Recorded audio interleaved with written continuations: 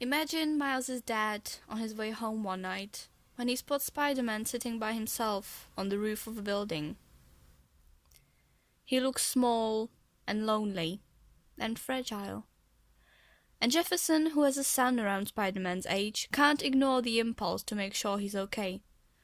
So he finds his way to Spider-Man's perch and settles down next to him.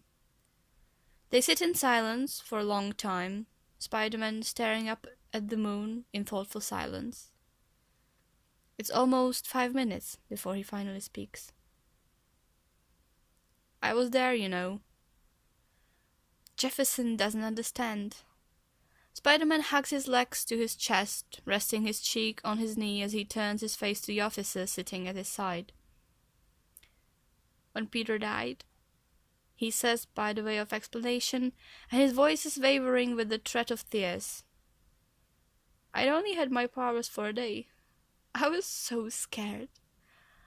I had no idea what was happening to me. But then he showed up." Jefferson is baffled.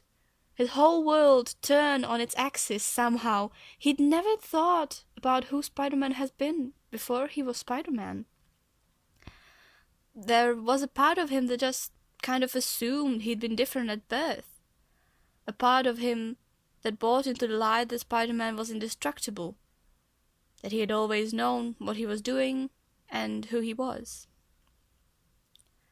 "He said he'd teach me," says Spider-Man, voice bitter with longing. "He promised he'd show me the ropes and be there for me when I needed him. And then he died." "I'm sorry you had to experience that," says Jefferson, because he doesn't know what else to say.